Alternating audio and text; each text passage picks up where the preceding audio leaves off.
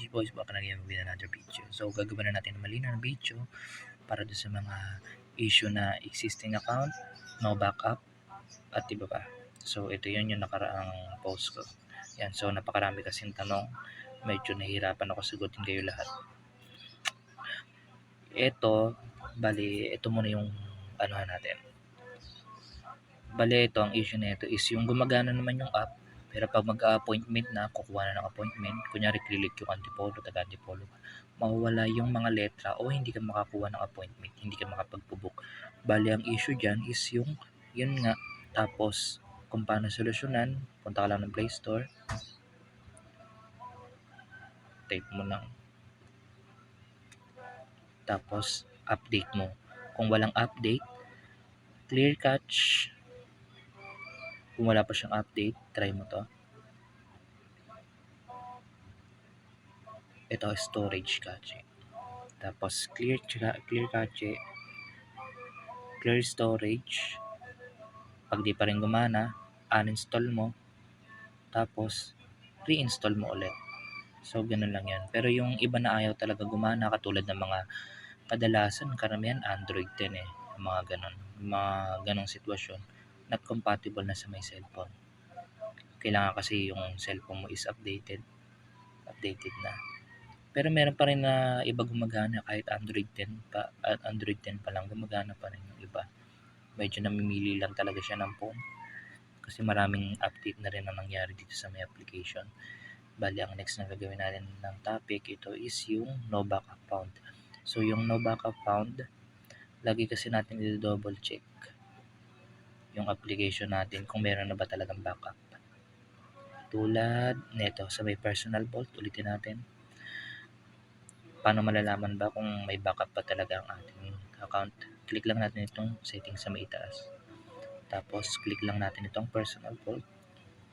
Tapos enable. So dapat enable lang makikita natin dyan. Yan, Google. So merong time na akala na natin nalagyan na natin ng backup.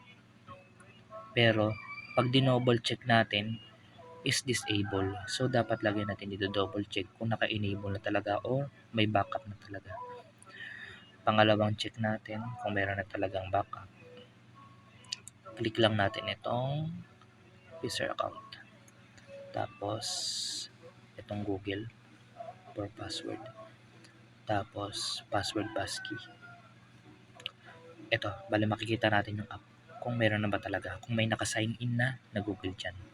So dito pala makikita na natin yan naka-sign in na yan. Pero pakita ko pa rin sa inyo. Yan, naka-sign in na talaga. Sure na naka-sign in. So ang nangyari dyan minsan yung mga ganitong sitwasyon na no backup found is yung hindi talaga mahanap or hindi mahanap ng system yung account mo. Kasi importante talaga yung email na nakakonekta sa account mo. Kasi pag wala kang backup dyan, wala pang solusyon ang application para mabigyan access ka ulit sa dati mong account. Lalo na yung mga na-verified na. Medyo mahirap na solusyon yung ganun, kaya kailangan may backup talaga tayo. Importanteng may backup tayo. Kung hindi mo pa rin mabuksan, contact support ka na lang. Yan, mag-request ka. Request ticket ka na lang. Kung hindi ka pa rin ma-replyan, mag-request ka ng email sa kanila. Next, ito, account exist. So, yung ganyang issue naman, yung iba kasi karamihan, existing account kahit hindi pa nabe-verify or hindi pa sila nakakapag-verify kasi kadalasan, ang phone nila is binili ng second hand or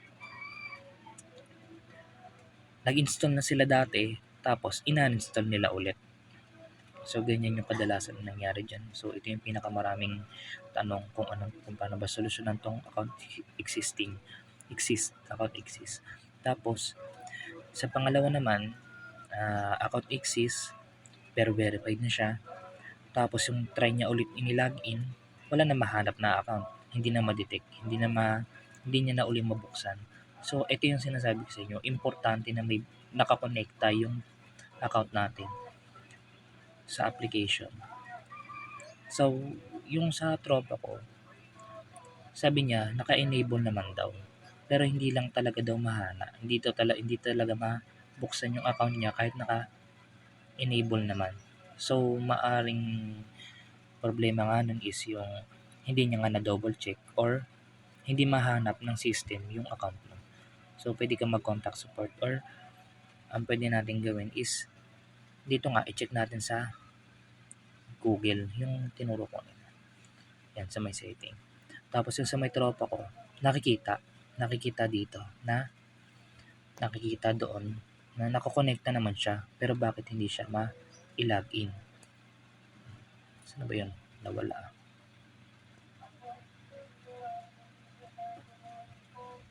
Yan. Nakakonekta daw siya pero hindi niya pa rin daw ma-login. So, yung cellphone niya kasi dati, ibinenta niya dati. Yung ginamit niya pang verify, ibinenta niya. So, anong nangyari doon?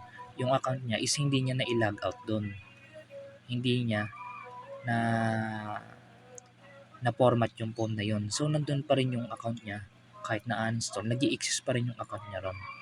So, maaaring ganun yung dahilan pero kadalasan gumagana naman yung mga ganong sitwasyon na kahit hindi mo i-reset, maililipat pa rin sa account pero mas maganda kung ibibenta mo yung luma mong cellphone, kailangan naka-format para kahit papaano lahat ng details mo wala na doon. Tapos kung ayaw talaga mabuksan, ibigay mo lahat ng details mo doon sa may contact support para muling ma-access mo. Medyo matagal nga lang kasi alam naman natin na matagal mag-reply ang support sa atin. Next, itong technical issue. Ang technical issue naman is yung pwede na yung katulad ng mga old model na phone, yun ang problema doon. Yung mga old model, kadalasan ng mga ganto, yung mga old model at pati yung mga bagong tawag dito, bagong setup ng phone. Kunyari kakagaling lang sa may reset, bagong setup lang siya. So nangyayari to. So dapat ang gagawin natin dyan is update system. Update system, punta ka sa may setting, click mo yung setting, tapos eto, update system. Kailangan naka-update talaga siya, lalo na yung mga Android 10 pababa. Tapos pag hindi pa rin siya gumana, uninstall mo muna, tapos punta ka ng Play Store. Nasa Play Store. Yan, punta ka ng Play Store. Tapos i-click mo lang itong manage app. Yan. Tapos i-click mo tong update available. So, i-update mo yung mga mo dyan. Yung mga app mo dyan. Hindi na lang nakita. Yan. So, dapat i-update mo yung mga app mo dyan. Tapos, tsaka mo i-reinstall yung app. Hold up mo. I-reinstall mo siya. Nakko. Yan. I-reinstall mo. Tapos, mag-sign up ka. Try mo ulit kung gagana. Ngayon, pag hindi pa rin siya gumagana, lahat in-update mo naman, maaaring hindi siya compatible o hindi compatible yung phone mo sa app. Kasi ganun din yung may naranasan din ako na ganun lahat na ginawa ko naman pero hindi pa rin gumana, nag-technical issue pa rin siya, maaaring hindi siya compatible yung phone mo dito sa app. Tapos balikan natin ito, existing account. So existing account doon naman sa hindi pa nabe-verify pero existing account na yung phone nila. So pwede natin tong masolusyonan o gawa na lang ng bagong account. So sa mga nag-message sa akin, may mga sinend akong video na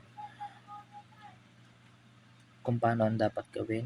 Tapos yung mga ibinigay kong email, dapat nilang i-login yun dito. Yan. Dapat mag-add account sila dyan. Login nila yung email na ibinigay ko, yung email, password.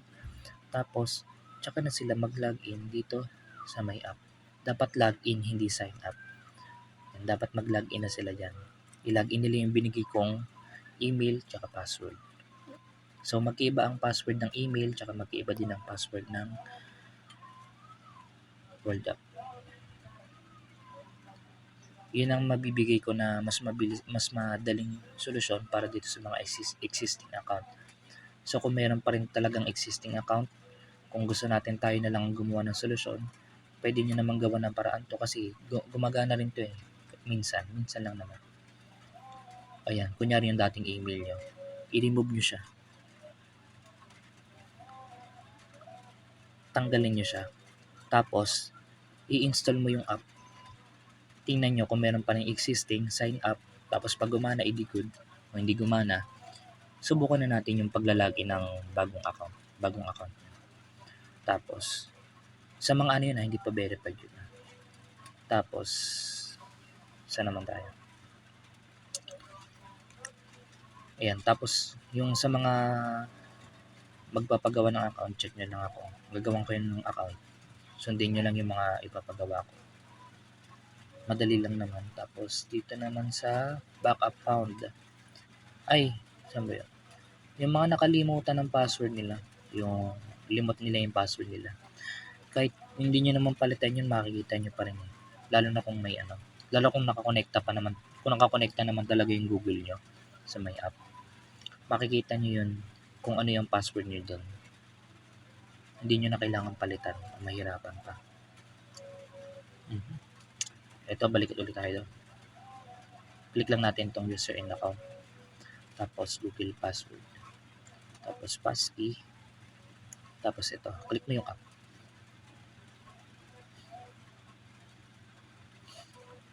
So ayan, makikita mo yung password ko. Yan yung password ko.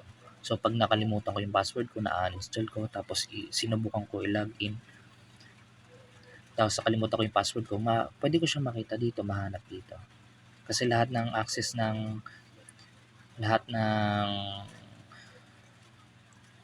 mga account mo na nakakonekta sa Google, makikita mo dito kung ano ang password mo. Kung sakaling makalimutan mo lang. So, sa may mga katanungan pa, comment lang kayo. Baka masagot natin at yun lang. At maraming salamat. Bye!